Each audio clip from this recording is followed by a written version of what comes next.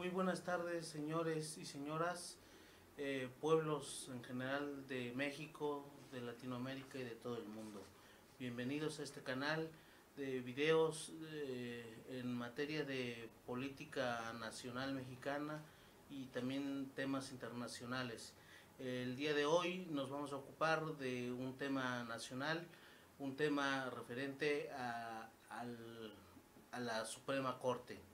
El día de hoy en la jornada online, la jornada en internet, eh, eh, el periódico La Jornada en Internet publicó, puedo decir que es como incluso como una cuestión de propaganda por parte de la jornada, muy mal hecho porque creo ya es una muestra de que la jornada pues presenta noticias, presenta acontecimientos como si fueran noticias, pero en realidad es vil propaganda como esta que vamos a comentar enseguida, que es la realización de un evento en la UNAM, en donde el rector de esta institución le otorga un premio a la Suprema Corte, se lo entrega al presidente de la Corte en representación de la Corte. También estuvieron los otros ministros, los, los otros parásitos ministros, y bueno, es un premio por haber recibido un premio. El primer premio que recibió la Corte fue el que le otorgó las Naciones Unidas, porque la Corte Mexicana es un tribunal que se caracteriza por respetar los derechos humanos. Es más, hasta parece un chiste, es un chiste cruel de mal gusto. Y para ponerle una cerecita en el pastel, en esta orgía de actos de genuflexión y de autoelogios, pues el rector de la UNAM le da un premio por haber recibido este premio a la Suprema Corte. Y entonces esto es lo que publicó la jornada como toda una propagandista de la Suprema Corte. Y bueno, pues ya sabemos qué cosa es la Suprema Corte, lo hemos dicho un montón de veces. Es un tribunal que no es para nada independiente, cuenta con un órgano conformado por los senadores y por el presidente, que se encargan de vigilar que la inmensa cantidad de trabajadores que conforman el Poder Judicial sean todo menos independientes, es decir, sean unos trabajadores sometidos, unos trabajadores hostilizados también hostilizados porque si incluso quieren respetar las leyes, respetar la Constitución, pues estos se van a encargar de que no lo hagan. Entonces, de esta nota se va a ocupar el licenciado Francisco Salvador Pérez, va a hacer un comentario de esta muestra de rastrerismo y de genuflexión. Le paso la palabra al licenciado Francisco Salvador. Por favor. Bueno, nos causa desde luego mucha preocupación el que no sé qué esté pasando. Sigue hablando, sigue hablando. Nos causa mucha preocupación el que en general toda la prensa en México se hace eco de las influencias que recibe del gobierno federal. No puede ser de otra manera. Y en este caso nos llama mucho la atención que se publique una nota periodística muy tendenciosa y muy mentirosa. Por eso es que la comentamos acá. Sucede que el hecho o la fórmula que aparece en esta nota es para Kafka. Es realmente una fórmula, también podríamos decir, orwelliana, porque sucede que en diciembre pasado, nada menos que la Organización de las Naciones Unidas concedió un premio a la Suprema Corte de Justicia de México en reconocimiento a la labor de este órgano estatal en materia de derechos humanos. Se entiende que las Naciones Unidas están haciendo un elogio del trabajo de la Suprema Corte de Justicia de México con motivo del tratamiento que en sus resoluciones conceden la Suprema Corte de Justicia en materia de derechos humanos. O sea que la Suprema Corte de Justicia de México promueve los derechos humanos, los honra en sus resoluciones, haciéndolos efectivos, nada menos que a través de la labor jurisdiccional. Nada más mentiroso, porque precisamente una de las condiciones para que podamos hablar del debido respeto a los derechos humanos, de la promoción de estos derechos, de la labor de hacer efectivos estos derechos, requiere primero ciertas condiciones, y ciertas condiciones que van con la estructura del Estado. La Suprema Corte de Justicia lógicamente forma parte de la estructura del Estado mexicano, del Estado federal.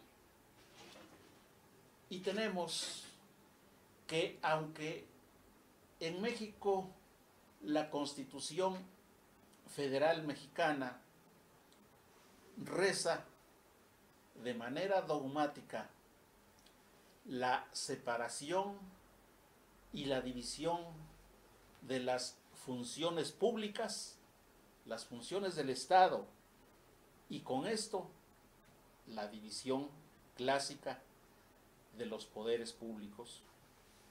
En esta tesitura, en México existe el reconocimiento en la Constitución de los poderes ejecutivo, sistema presidencialista, el poder legislativo con una Cámara de Senadores y una Cámara de Diputados. Son más de 700 legisladores, una cantidad terriblemente grande. Y desde luego está la Suprema Corte.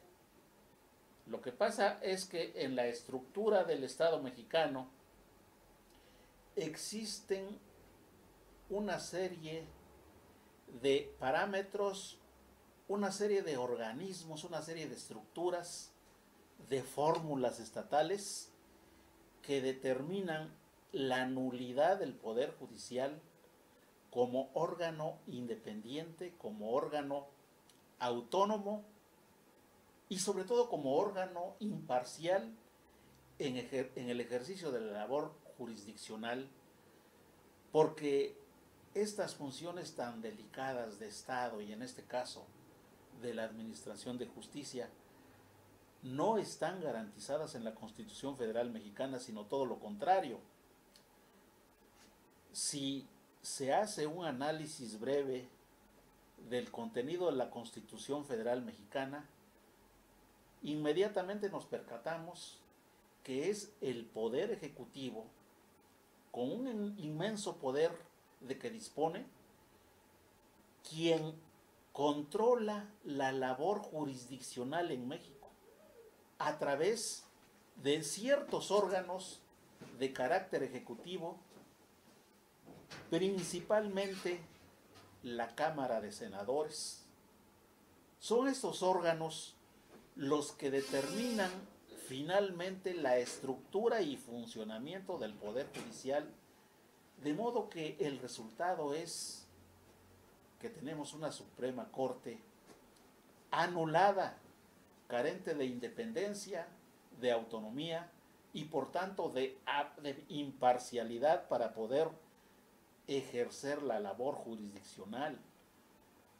No está de ninguna manera desfachatado hacer hincapié en que la Suprema Corte de Justicia de México es un órgano francamente anticuado y antidemocrático, porque para poder un tribunal decir una jurisdicción, es decir, administrar una justicia imparcial e independiente, la condición es que el tribunal, el órgano del Estado, tenga precisamente garantizada esa independencia, lo cual no ocurre en México.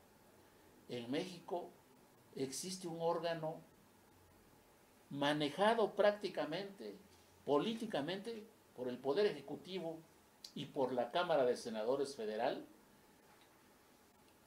órganos que a través del Consejo de la Judicatura Federal, puesto que los integrantes de este órgano son designados de una manera directa por el presidente de la República, por el Ejecutivo, por la Cámara de Senadores y por algunos integrantes de este Consejo de la Judicatura, son designados por la Suprema Corte en una cantidad minoritaria. Como sabemos, son 7 consejeros. Nada más que, como sabemos, los integrantes de la Suprema Corte de Justicia, que en México se llaman ministros de la Corte, como un resabio de los ministros de cortes monárquicas de mal recuerdo.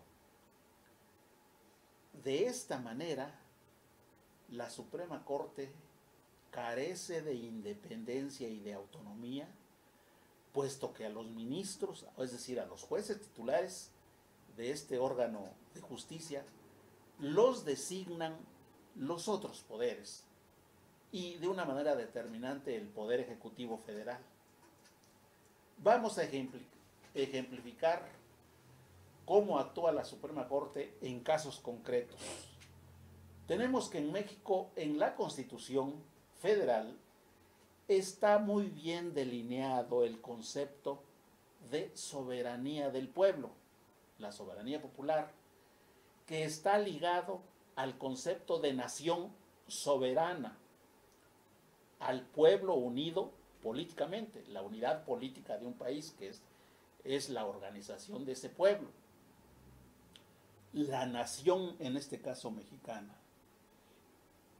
De esta manera, en la Constitución existen claramente estos conceptos, pero en la misma Constitución se establecen una serie de candados, de disposiciones que vienen a contradecir estos principios fundamentales del Estado clásico moderno. Y en su labor jurisdiccional, la Suprema Corte prácticamente viene a derogar estos principios. De modo que en la práctica no cuenta el pueblo de México, no cuenta la nación mexicana, precisamente porque cuando surgen problemas en que la nación está interesada, en que el pueblo como unidad políticamente organizada están interesados, son parte interesada en los negocios jurídicos. Recordemos recientemente que uno de los grandes sindicatos mexicanos, el ramo del servicio de electricidad, planteó demandas de carácter gremial ante la Suprema Corte